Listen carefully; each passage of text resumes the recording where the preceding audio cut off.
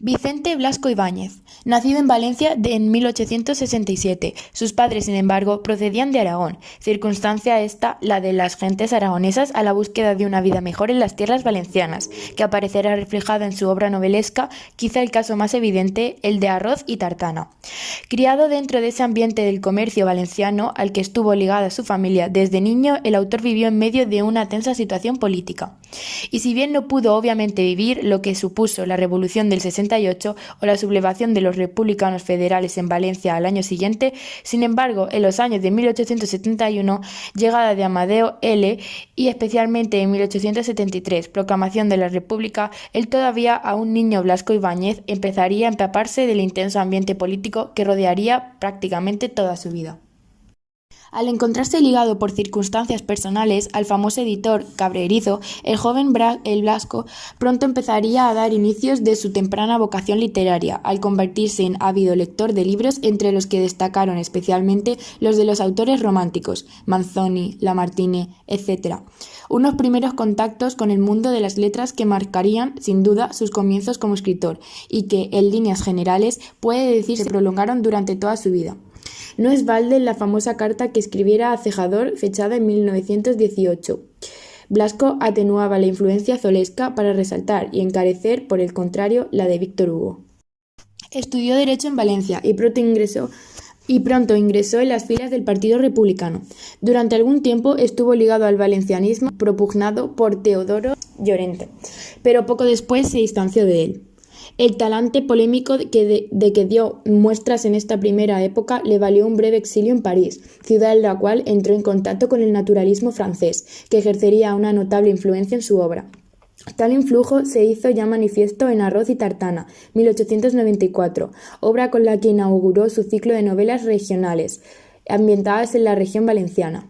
En 1894 fundó el periódico El Pueblo, que sería su plataforma política, primero como portavoz del republicanismo federal liderado por Francesc Pi i Margall, y después cuando se separó de este para difundir su propio ideario político, que pasaría a ser denominado blasquismo y que había de alcanzar una importante repercusión popular, sobre todo a raíz de la dura campaña contra los gobiernos de la Restauración que llevó a cabo desde las páginas del periódico.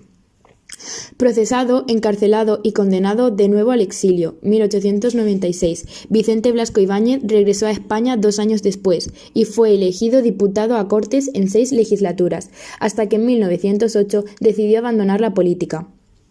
Buscó fortuna entonces en Argentina, donde intentó llevar a cabo 2 proyectos utópicos de explotación agrícola que acabaron en sendos fracasos. Blasco Ibáñez partió hacia París y en 1914 publicó la novela que le daría fama internacional, Los 4 jinetes del Apocalipsis.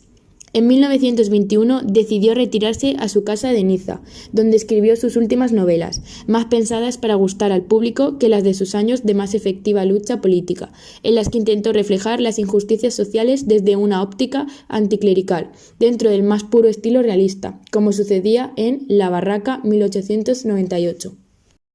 Fue un autor muy prolífico, vinculado en muchos aspectos al naturalismo francés, como también lo estuvieron, aunque en menor medida, Emilia Pardo Bazán, Benito Pérez Galdós o Leopoldo Alas Clarín. Sus obras, sin embargo, carecen de la escrupulosa documentación y rigor compositivo de Émile Zola.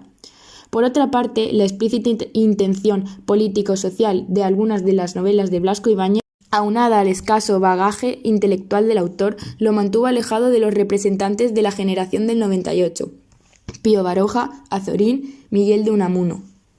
No obstante, su vigorosa imaginación y poder descriptivo hicieron de Vicente Blasco Ibáñez el último gran autor del realismo decimonónico.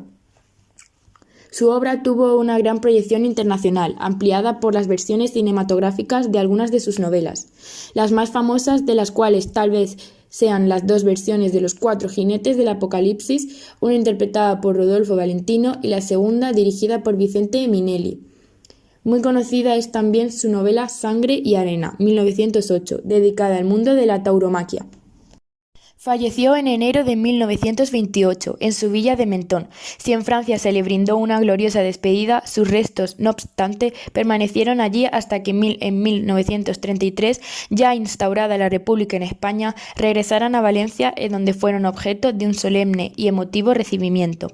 Habiendo dejado muchos proyectos sin desarrollar, y no solo en el ámbito literario, la vida de Vicente Blasco Ibáñez no puede decirse, sin embargo, que estuviera libre en ningún momento de empresas y de un sinfín de actividades diversas, consecuencia de ese espíritu siempre inquieto y activo del escritor. No puede resultar por ello extraño que se haya escrito tantas biografías sobre él, muchas de las cuales delatan ya en sus propios títulos la naturaleza aventurera y novelesca de estas. Genio y figura de Blasco Ibáñez, agitador, aventurero y novelista. Vicente Blasco Ibáñez, sus novelas y la novela de su vida. La mejor novela de V. Blasco Ibáñez, su vida.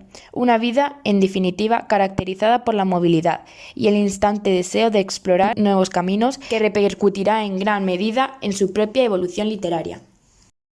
Sus novelas más conocidas son La barraca, Entre naranjos, Cañas y barro, La horda y Sangre y arena, obra que adaptó al cine y dirigió junto a Ricardo de Baños en 1917. Fue la única novela que él adaptó, pero sus novelas han tenido grandes adaptaciones cinematográficas, no solo en España, sino también en Estados Unidos. Hablaremos sobre su gran novela Cañas y barro. Los personajes son Tonet, el protagonista, hijo de Tony y Rosa, nieto del tío Paloma, despreocupado, sin gusto por el trabajo ni el esfuerzo. Neleta, protagonista, de estatura baja, cabello rojizo y ojos verdes, atractiva, sonriente, amable y animosa. Tony, hijo del tío Paloma, padre de Tonet, hombre de musculatura recia y excesivamente trabajador. Tío Paloma, padre de Tony, abuelo de Tonet, el más veterano de la familia, ha dedicado su vida a la pesca. Rosa, esposa de Tony, madre de Tonet, esta muere. Paco Cañamel, dueño de la taberna del pueblo, hombre enfermo, alto, corpulento, de vientre hidrópico. Sangonera, el borracho del pueblo, de aspecto un tanto bizarro, de personalidad amable. Resumen. En esta novela todo comienza con el relato de la vida de una familia de barqueros, en la que el viejo Paloma es el más veterano de esta familia. Él junto a su hijo Tony hacen una apuesta, que quien cubra más rápido las 3 leguas que separan de su pueblo sería quien ocuparía el título de primer barquero de la zona. Pero sin antes, el viejo Paloma decide cumplir la tradición y procurar que la generación no culmine. Decide buscarle una esposa a su hijo Tony. Al siguiente día, el viejo Paloma sale en busca de su futura nuera, sin contar con la aprobación de Tony. Él se encuentra con una joven llamada Rosa, a quien él cree que es la mejor opción para su hijo. Rosa era una joven que siempre había estado enamorada de Tony. Al final, Tony y Rosa terminaron por casarse. Él trabaja como pescador en el Palmar para poder mantener a su esposa, quien está embarazada, que al cabo de unos meses da a luz a su hijo Tonet. Pero aún en su esfuerzo, Tony no consigue incrementar su trabajo y decide dedicarse a labrar la tierra, cosa que desata un enfrentamiento entre él y su padre, ya que este no permite que termine la tradición de la pesca. Cañamel, uno de los hombres más ricos del pueblo, tarta la manera de convencer al viejo Paloma que la siembra de arroz es mucho mejor que el negocio de pesca. Con el paso del tiempo, Rosa, la esposa de Tony, muere y su hijo Tonet es ahora un mozo. Tony, muy emocionado, trata la manera de convencer a su hijo de que si trabajan juntos lograrán que su tierra llegue a ser una finca inmensa. Pero Tonet es un joven que el trabajo no es prioridad. Prefiere andar en borracheras y pasando el tiempo con una joven llamada Neleta, quien ahora es su novia. Por su misma inquietud de siempre estar ebrio, termina envolviéndose en la decisión de ir a la guerra a Cuba. Dicho así, Tonet voluntariamente decide ir a la guerra, dejando a su padre y a Neleta, su novia. Neleta vive junto a su madre, quien un tiempo después muere y termina Neleta quedándose sola. Tony, el padre de Tonet, ve la soledad de Neleta y decide acogerla en su casa, pero Neleta se sigue sintiendo sola y decide comenzar una relación con Cañamel, a quien también se le ha muerto su esposa.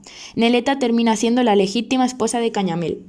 La guerra al fin terminó, razón por la que Tonet decide regresar a su pueblo. En esos días, en Palmas, se celebra una fiesta en la que se premiará al mejor pescador, a lo que Tonet llega a ganarse el título. Cañamel se entera de lo sucedido y decide ayudar a Tonet, y le proporciona el dinero y lo que él necesita para poner su taberna, convirtiéndose en su socio. Todo marcha bien hasta que un día un suceso hace que Cañamel quede en deshonra y Tonet termina perdiendo los privilegios de la taberna.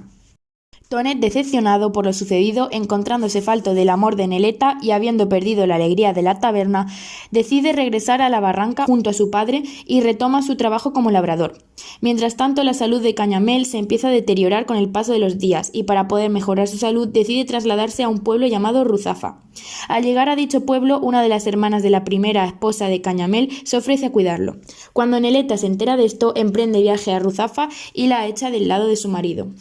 Neleta, encontrándose sola con su esposo, agonizado, averigua el contenido del testamento que su esposo había estipulado, en el que deja como única heredera a Neleta de toda su fortuna, con la única condición de que ella tiene que permanecer viuda y no volverse a enamorar.